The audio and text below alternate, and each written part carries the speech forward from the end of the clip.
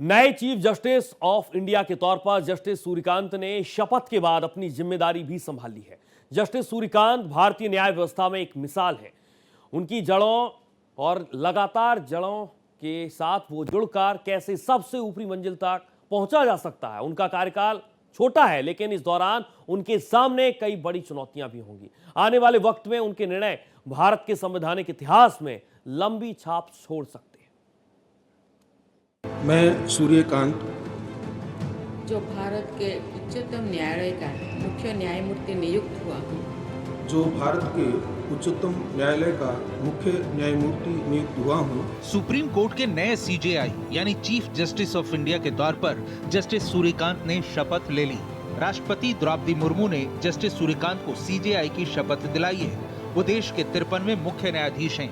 PM Modi खुद इस शपथ ग्रहण समारोह में शामिल हुए। साथ ही कई केंद्रीय मंत्री और हस्तियां यहां मौजूद रहीं।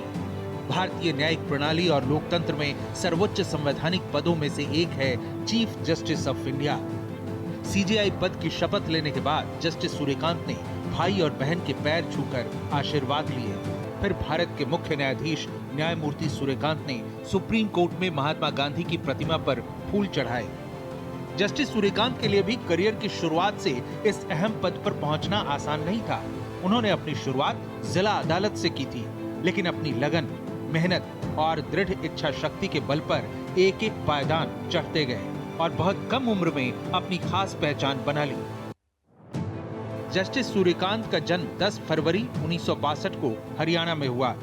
1981 में उन्होंने ग्रेजुएशन की, 1984 में एलएलबी की डिग्री ली। 2011 में कुरुक्षेत्र यूनिवर्सिटी से एलएलएम किया। 1984 में हिसार जिला अदालत से करियर की शुरुआत की। 1985 में पंजाब हरियाणा हाई कोर्ट में प्रैक्टिस शुरू की। सन 2000 में सबसे युवा एडवोकेट जनरल हरियाणा बने। 2004 में पंजाब हरियाणा हाई कोर्ट के जज बने। 2018 में हिमाचल प्रदेश हाई कोर्ट के चीफ जस्टिस बने और 2019 में सुप्रीम कोर्ट के जज बने। सुप्रीम कोर्ट के जस्टिस सूर्यकांत कई कॉन्स्टिट्यूशनल बेंच का हिस्सा रहे हैं। अपने कार्यकाल के दौरान वे संवैधानिक, मानवाधिकार और प्रशासनिक कानूनों से जुड़े मामलों को कवर करने वाले 1000 से ज्यादा फैसलों में शामिल रहे हैं। उनके बड़े फैसलों में आर्टिकल 370 को निरस्त करने के 2023 के फैसले को बरकरार रखना भी शामिल है। बिहार एसआईआर और एमयूए मामले में भी उन्होंने बड़ी भूमिका निभाई है। कई बड़े देशव्यापी मसलों की सुनवाई में वो शामिल रहे हैं और आगे भी उनके सामने राष्ट्रहित से जुड़े मामले चुनौती के रूप में आने वाले हैं।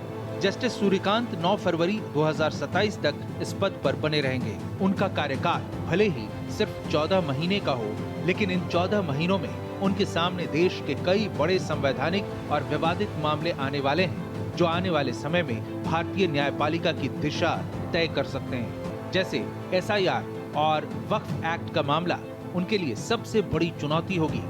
तलाक हसन का मामला भी बेहद अहम है। दिल्ली एनसीआर प्रदूषण का मामला बेहद गंभीर बना हुआ है। इसकी अगली सुनवाई पर सबकी नजरें लगी होंगी।